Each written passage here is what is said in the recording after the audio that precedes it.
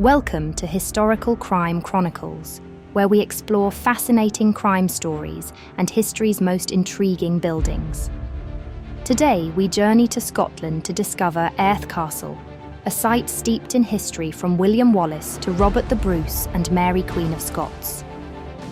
It's rich in royal connections and grandeur, but its current state of decline and abandonment is concerning, and the need for preservation is critical.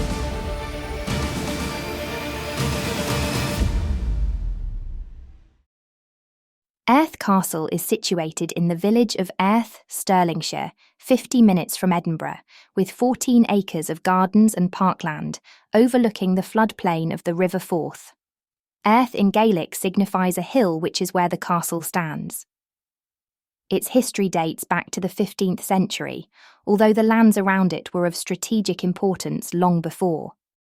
Originally a medieval stronghold, the castle's early purpose was to guard vital routes between the Highlands and Lowlands. Next door there is the church, which is now in ruin, but fortunately the castle still stands. Historic Environment Scotland has designated it a Category A listed building, which means it's of special architectural and historical interest. In 1297, Airth Castle, a wooden fortification at this time, was occupied by an English garrison of about 100 men under their commander, Tomlin of Ware. It is said that in 1298, William Wallace, along with 50 of his men, attacked the castle, successfully rescuing his imprisoned uncle, a priest from Dunipace. While the original structure has long since vanished, the castle as we know it today began taking shape in the 15th century. Built upon a solid foundation of medieval military architecture, it became a symbol of power and prestige. The castle's first known owners were the Bruce family, relatives of Robert the Bruce, the famous Scottish king and hero of the Battle of Bannockburn in 1314. In fact, it is believed that Robert the Bruce himself stayed at the site during his campaigns. In 1488, the castle was attacked and burned by King James III because Sir Robert Bruce had joined the rebels. A few months later, the king's own son led the rebel lords at the Battle of Souchiburn, where the king was killed and his son James IV came to the throne, awarding Airth Castle £100 compensation for its restoration. The earliest part of the present castle is the square southwest tower dating to this period of restoration. It's now known as Wallace's Tower. In the mid-16th century, an extension was built on the east side, and in 1581, a northeast wing was added, creating an L-shaped building. One of Airth Castle's most significant chapters came during the turbulent 16th century. Mary Bruce was actually a companion of Mary Queen of Scots, who is said to have visited Airth Castle in 1567. Her connection to the castle illustrates its importance as a residence for the Scottish nobility and a site of political influence.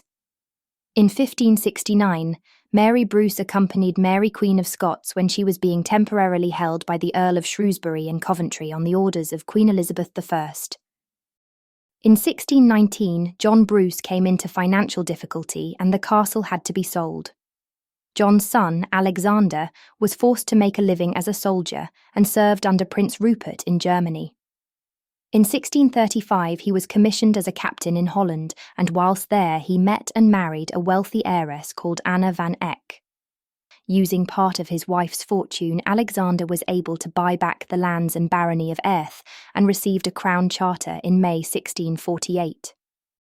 Airth Castle was the site of another significant event in 1651 during the Cromwellian invasion of Scotland. The Scottish army was defeated at Dunbar, but they managed to defend strong points at Airth Castle, Torwood Castle, and Leatham House. In 1665, the Bruce family ran out of male heirs, and the name subsequently changed to Elphinstone through a marriage between Jean Bruce and Richard Elphinstone. Their son Charles succeeded his father on the 27th of September, 1683. The town of Airth continued to prosper, as the harbour was a popular place for shipbuilding. Charles erected a cross in the town's market area, with his initials and coat of arms and those of his parents. This great structure still stands tall in the town of Airth today. In 1696, Charles was in court with his cousin, Captain William Bruce. The grievance was clearly not resolved, as 4 years later they fought a duel at the nearby Torwood Castle, where Charles was killed. William absconded abroad, leaving his wife behind. He remained a fugitive until 1709, when he returned. A warrant was then issued against William for the murder of his cousin.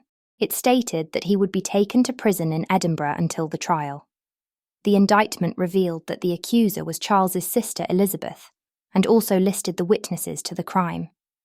It described how William deliberately quarrelled with Charles, who was attempting to leave the house. In the altercation, William drew his sword and thrust it into the left side of Charles's body. Charles succumbed to his injuries the next morning. The title then passed to his sister Elizabeth, who married Sir William Dundas of Blair, a Jacobite sympathiser. Due to his support for the Jacobite cause, the couple were later imprisoned in the Tower of London. 2 years later, they were forced to sell the castle again, this time to Judge James Graham, who spent a lot of money changing the defensive stronghold into a stately home. Significant renovations were made, including the addition of modern wings and luxurious interiors. The judge had an extensive collection of legal books which were moved into the castle where they remained until the 1950s. They have since been donated to the Advocates' Library in Edinburgh. Not all of Airth Castle's history is grand and noble, though. Local records speak of a fire that swept through part of the castle in the 18th century, tragically claiming lives. Among the victims were children, and they have been remembered in local ghost stories. In 1859, the castle was undergoing extensive repairs, and the Graham family were living elsewhere while the work was being done. The only person living there was the coachman who heard a noise one night. Going up the Wallaces' stairs, he was attacked and severely kicked by 3 burglars, but managed to escape to the gamekeeper's house. By the time they returned, the burglars had gone and had taken with them £5 in cash and a pair of new black trousers. If it hadn't been for the coachman, many historical treasures may have been lost. As time went by, the Grahams were spending less and less time at Airth, and so in 1873 the castle was put up for rent. The house was advertised in the Scotsman newspaper, giving a good description of the estate. It said, "The house contains 2 large drawing rooms, 1 large dining room, and a parlour, with 10 or 12 bedrooms, and ample accommodation for a large family. The stabling and offices are extensive and suitable. Airth Castle is beautifully situated on the eminence of Hill of Airth, 100 feet above the sea level, on the south bank of the River Forth, from which it is about 1 mile distant, and is well sheltered with fine old timber. The woods and shrubberies adjoining the castle extend to about 36 acres, and there are extensive views from the grounds of the Ochil and Highland Hills, and of the valley of the Forth and Carse of Falkirk.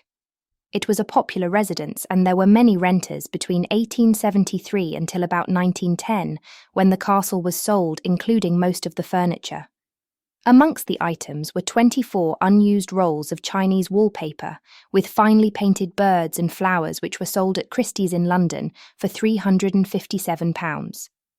Many of the famous paintings of the Graham family ended up in the collections of the National Trust for Scotland and are on display in Charlotte Square and Gladstone's Land in Edinburgh, whilst some are in the Scottish National Portrait Gallery. The castle's unique blend of architecture is a testament to its long history of adaptation and use. In the 20th century, Airth Castle underwent yet another transformation, becoming a luxury hotel and wedding venue in 1971. For decades, it hosted visitors from around the world, offering a glimpse into Scotland's storied past while providing modern comforts and a beautiful place to stay. Sadly, in recent years, the hotel had to close due to financial difficulty, and Airth Castle has fallen into disrepair. It's gone from this to this. Once a thriving hub of activity, the castle now sits derelict, its walls weathered and its interiors abandoned. On the 23rd of September, 2024, a fire broke out in the accommodation room situated in the building next to the castle, which used to be the stables. Reports have revealed that the castle is now at risk of permanent damage without significant intervention. Its importance as a cultural and architectural landmark cannot be overstated. It represents centuries of Scottish history, from royal visits to its role in national conflict. Saving Airth Castle isn't just about restoring a building. It's about preserving the stories of those who lived, worked, and passed through its halls.